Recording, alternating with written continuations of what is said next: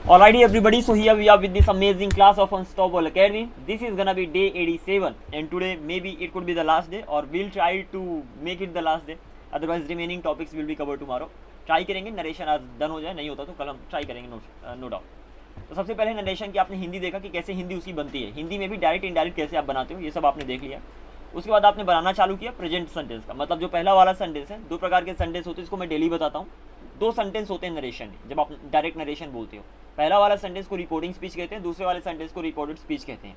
अब ये नाम भूल जाए तो चलो छोड़ दो, उससे भी हमें कोई फर्क नहीं पड़ता। ये जान लो कि दो सेंटेंस होते हैं, पहला वाला सेंटेंस, दूसरा वाला सेंटेंस। अगर पहला वाला सेंटेंस प्रेजेंट में हो तो दूसरे वाले सेंटेंस में सिर्फ सब्जेक्ट के ऊपर चेंज करोगे, ज़्यादा चेंज नहीं करते हो। सब्जेक्ट बस बदलेगा। सब्जेक्ट कैसे बदलता है वो आपको पता है, सब्जेक्ट के बदलेगा, ऑब्जेक्ट के बदलेगा, ठीक है ना। पॉजिटिव वर्ड्स आ जाए तो वो बदल जाएंगे, जैसे चेंज करोगे। मतलब सब्जेक्ट जो है उसको सब्जेक्ट रख दो, ऑब्जेक्ट जो है उसको ऑब्जेक्ट रख दो, that is a simple thing, बहुत ज़्यादा आसान है। अगेन डायरेक्ट टू इनडायरेक्ट कैसे कन्वर्ट करते हैं हिंदी में आपको पहले से ही पता है, तो ज़्यादा दिक्कत नहीं आएगी। दिक्कत तब आती है जब वो पास्ट में आ जाता है। पास्ट में मतलब कहीं पर सेड आ गया तो तभी क्या करोगे, वहाँ पर दूसरे वाले सेंटेंस मतलब रिपोर्टेड स्पीच में बहुत सारे चेंजेस होने लगते हैं। वो चेंजेस कैसे होते हैं हम उनके बारे में देखते हैं यहाँ पर। Let's go. अब यहाँ पर यहाँ से exactly change, these are the rules. Present में हो तो पास्ट में कर दो, पास्ट में हो तो पास्ट परफेक्ट में कर दो, और अगर पास्ट परफेक्ट में हो तो उससे पीछे नहीं जा सकते, तो यहाँ पर नो चेंज होगा। यहाँ पर मैंने फिर बहुत सारे एग्जाम्पल्स भी दिया, so that with the help of these examples you can just practice and learn them. तो हमने यहाँ पर बहुत सारे एग्जाम्पल्स दिए जिनकी हमने कल प्रैक्टिस भी किया, so this is how you have to go ahead, ठीक है ना। यहाँ पर हमने बाद में रूल्स का रिवीजन भी किया। कुछ ये भी बताया कि कहीं पर विल आ जाए तो वुड में कन्वर्ट कर दो। दूसरे वाले सेंटेंस की बात कर रहा हूँ, क्योंकि जब पहला वाला सेंटेंस पास्ट में आता है तो दूसरे वाले सेंटेंस में बदलाव होता है। बदलाव क्या होता है, बदलाव ये होता है कि अगर दूसरा वाला सेंटेंस प्रेजेंट में है तो पास्ट में बन जाएगा, अगर पास्ट में है तो पास्ट परफेक्ट में बन जाएगा, और अगर पास्ट परफेक्ट में है तो उससे पीछे तो जा ही नहीं सकते, मतलब कोई चेंज नहीं होगा। अगर विल है तो वुड हो जाएगा, कैन है तो कुड हो जाएगा, शैल है तो शुड हो जाएगा, और अगर वुड पहले से ही है तो कोई चेंज नहीं होगा। वुड से पीछे कहाँ जाओगे, विल है तो वुड में चले जाओगे, कैन है तो कुड में चले जाओगे, और शैल है तो शुड में चले जाओगे, लेकिन इससे पीछे कोई चांस ही नहीं, तो नो चेंज। तो would could I mean would should could ऐसे हो जाएगा। नाउ है तो देन, टुडे है तो टुडे है तो दैट नहीं होगा, दैट डे होगा। I am so sorry, this was my fault.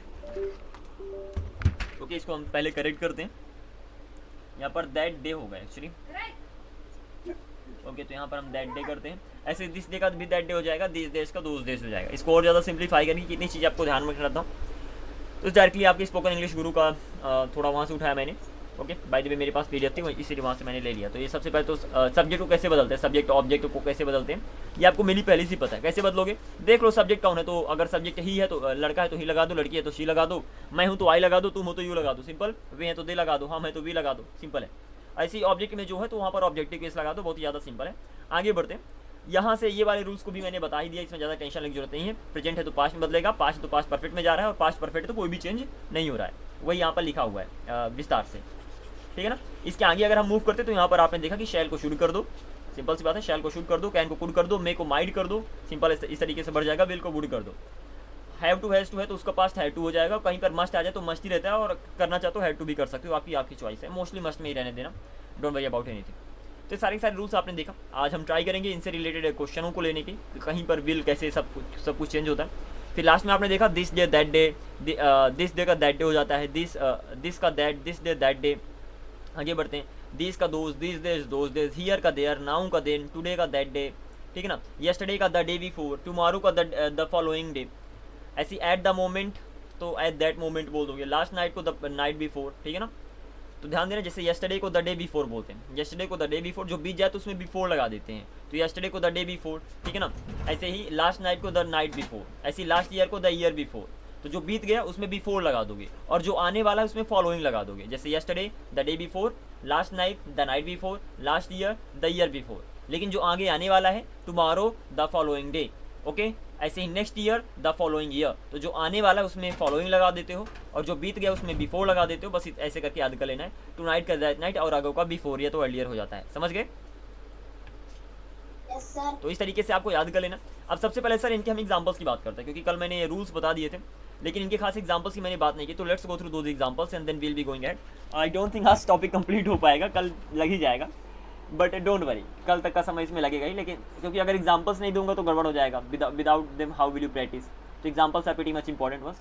तो एग्जांपल लेते हैं, विल से स्टार्ट करते हैं और हम आगे बढ़ते जाएंगे, ठीक है ना। चलो अब देखना एग्जांपल्स में क्या कैसे कैसे चेंज होता है। पहला अगर सिंपल सा एग्जांपल देता हूँ, दैट्स गोना बी लाइक तुमने कहा, ओके, तुम कहते हो, और तुमने कहा नहीं, तुम कहते हो, यू से तुम क्या कहते हो, यू कैन डू इट, तो यू से यू प्ले, तुम कहते हो तुम खेलते हो, ठीक है ना, कुछ इस तरीके से।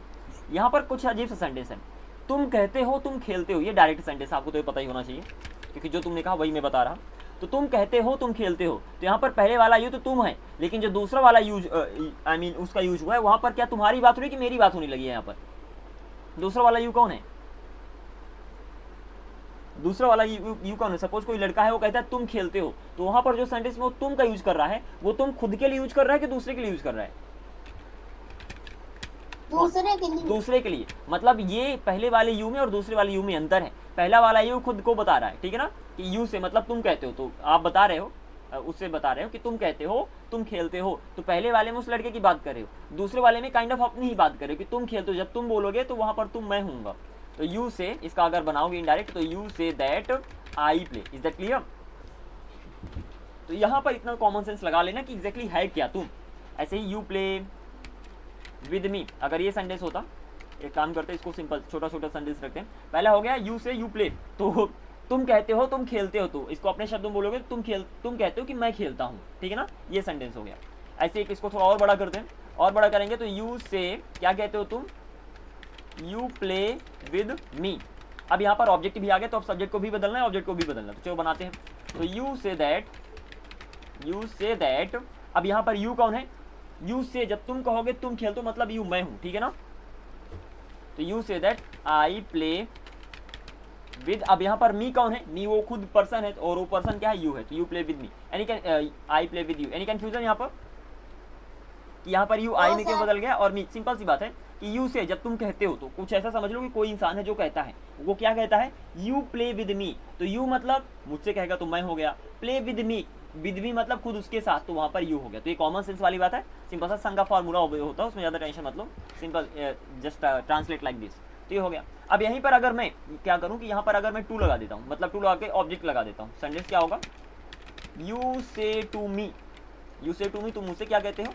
यू प्ले विद मी। कुछ इस तरीके से सेंटेंस हो गया आपका। इसका इनडायरेक्ट क्या हो जाएगा? सिंपल सी बात है, यू कहीं पर भी से के बगल में कुछ भी आ जाए तो बदल जाएगा, उसका रूप बदल जाएगा, तो यू टेल मी हो जाएगा। यू टेल मी दैट, और बाकी आई प्ले विद यू। अब यहाँ पर ध्यान देना कि यू आई में क्यों बदल रहा है और मी का यू में क्यों बदल रहा है। चलो इसको थोड़ा सिंप्लीफाई करते हैं। यहाँ पर मैंने बोला सबसे पहले तो इस तरीके से आपने डायरेक्टली बना लिया, दैट्स ऑल राइट, कि यहाँ पर मैंने बोला you say to me, you play with me, ठीक है ना। तुमने मुझसे कहा तुम मेरे साथ खेलते हो, तो यू टेल मी, तुम मुझसे कहते हो आई प्ले विद यू, तो यहाँ पर यू आई में बदल गया और मी यू में बदल गया। ये आपने अभी तक कैसे किया?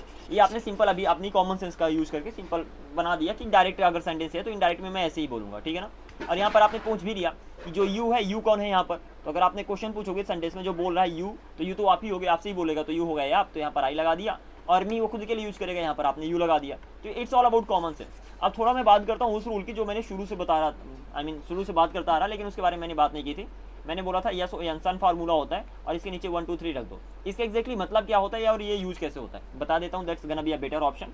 और इसका सिंपल सी बात है कि जैसे लिखा है ना, यस ओ एन सन लिखा है, यस मतलब सब्जेक्ट, ओ मतलब ऑब्जेक्ट, एन नो मतलब एन मतलब नो चेंज, कुछ ऐसा समझ लो, ठीक है ना।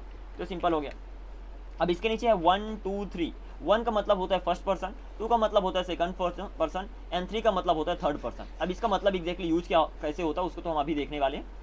Exactly first person, second person and third person की हम बात करते हैं। ओके, तो सपोज दो लोग बात करें, यहाँ पर मैं हो गया, ठीक है ना, ये मैं हूँ, आई है, और ये आप यू हो गए। ओके, तो ये आई हो गया और ये आप सॉरी ये आप यू हो गए। तो मैं क्या कर रहा हूँ? मैं आपसे बात कर रहा हूँ, तो मैं बात कर रहा हूँ इसलिए मैं फर्स्ट पर्सन हो गया। आपसे बात कर रहा तो आप सेकंड पर्सन हो गए। और सपोज राम के बारे में बात कर रहा हूँ, या तो इस पेड़ के बारे में बात कर रहा हूँ, किसी के बारे में बात कर सकता हूँ, तो ये थर्ड पर्सन हो गया। Is that clear? ये जो डिस्कशन हो रहा है, ये डिस्कशन इसके बारे में हो रहा है, और इसीलिए कौन सा पर्सन हो जाएगा? थर्ड पर्सन हो जाएगा। Is that clear? Yes sir. That is a pretty simple thing. यहाँ पेन को हटाकर एक व्यक्ति को ही बना लेते हैं, दैट वुड बी बेटर। तो हमारा एक थर्ड व्यक्ति है, हम इसके बारे में बात करें तो ये हो गया फर्स्ट पर्सन, ये हो गया सेकंड पर्सन, और जिसके बारे में बात करोगे ये डिस्कशन किसके बारे में? इसके बारे में, तो ये हमारा हो जाएगा थर्ड पर्सन, कुछ इस तरीके से। तो अगर हम चार्ट में बनाएं कि first person, second person and third person होता क्या है, तो उसको हम कुछ ऐसा बना सकते हैं कि यहाँ पर लेते हैं फर्स्ट पर्सन, अंतर आ जाएगा आई, मैं बात कर सकता हूँ या तो हम बात कर सकते हैं, तो इसीलिए आई है तो वी आ गया। सेकंड पर्सन में किससे बात कर सकते हैं, ऑफकोर्स आपसे ही बात करेंगे तो यू आ गया। और थर्ड पर्सन में क्या हो जाए, किसके बारे में बात कर सकते हैं, तो मैं बात करूंगा तो हम बात करेंगे। तो जो बात करते हैं, जो काम करते हैं डायरेक्टली, मतलब काइंड ऑफ या बात करने वाले सेंस ले लो, क्योंकि यहाँ पर नरेशन की आप बात करें तो दो लोग होंगे, पहले जो बात कर रहा है और दूसरा होगा जिससे बात कर रहा है। तो जो बात कर रहा है वो हो गया subject and verb, sorry come on यार, फर्स्ट पर्सन हो जाएगा आई एंड वी।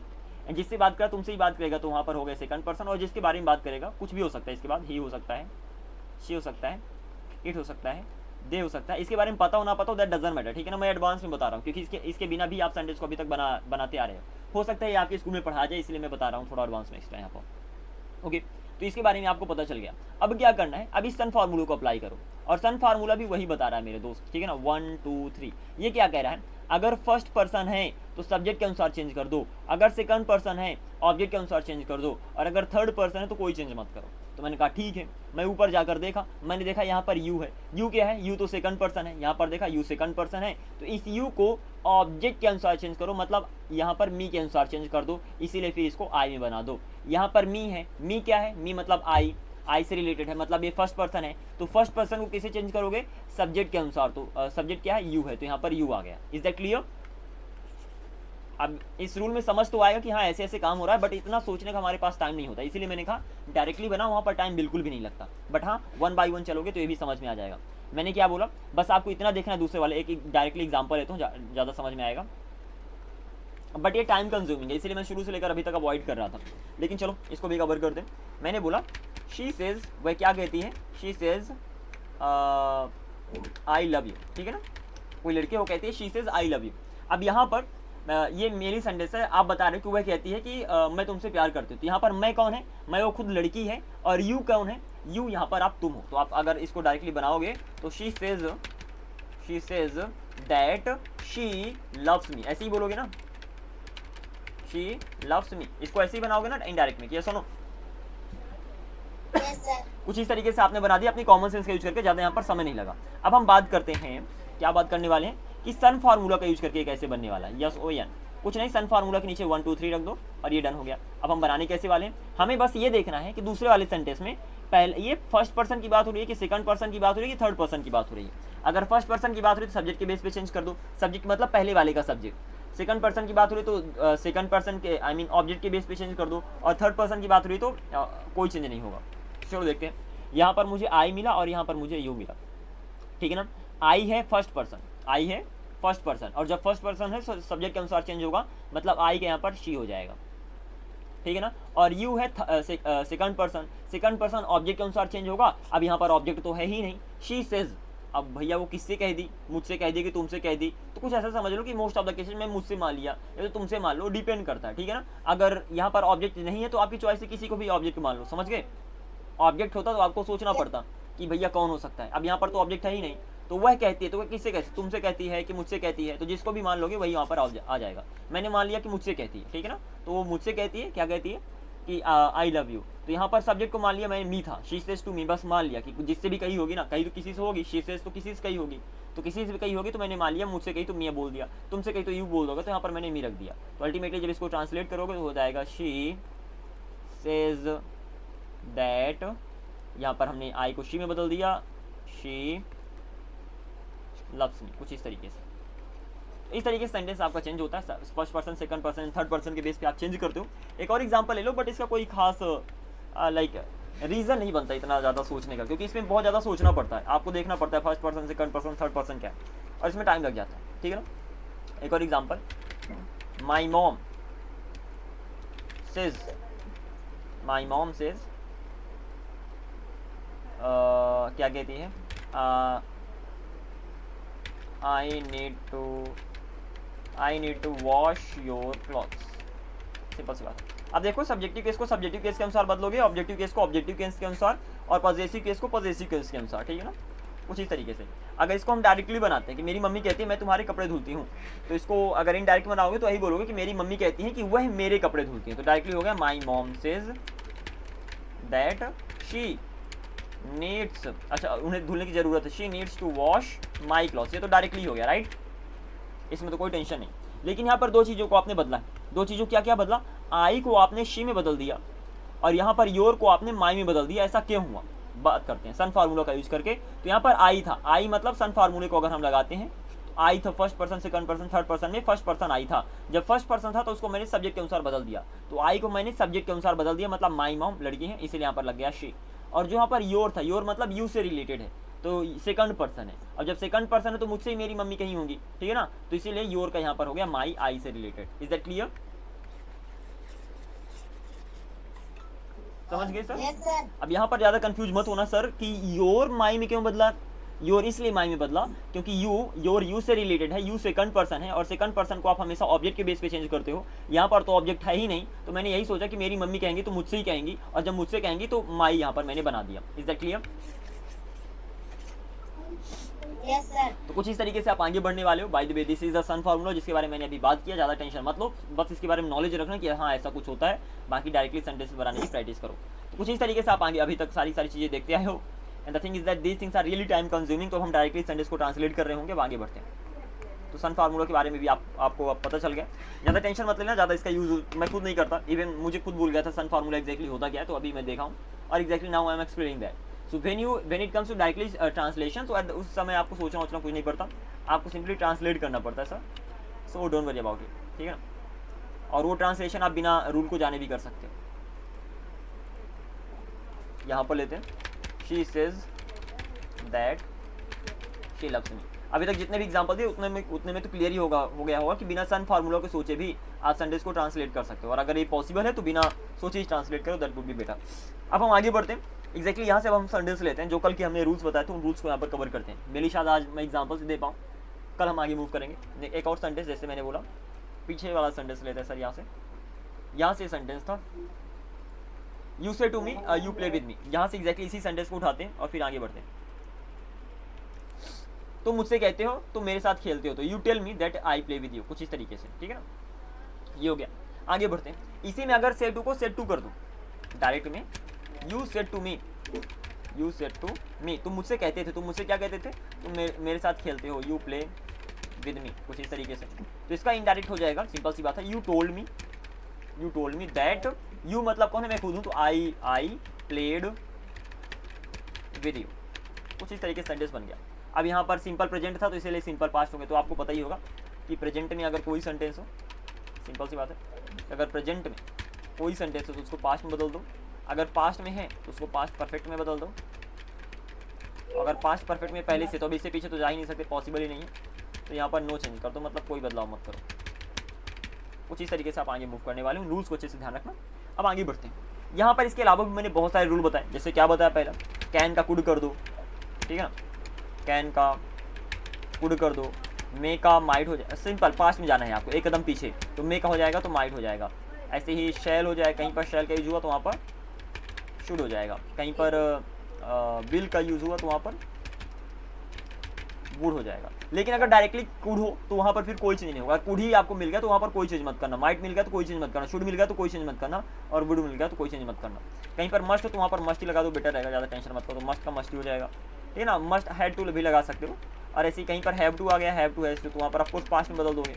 अगर हैव टू हैज़ टू आ गया तो वहाँ पर आप सिंपल हैड टू में कन्वर्ट कर दोगे, हैड टू में कन्वर्ट कर दोगे। कुछ इस तरीके से कन्वर्जन होता है। अब यहाँ से इन सारी चीज़ों को मैंने ऑलरेडी रिटर्न फॉर्म में आपको दे देती हूँ, यहाँ से इन सारी चीज़ों को हटाते हैं, कुछ चीज़ों को यहाँ पर ऐड करते हैं। जैसे मैंने बोला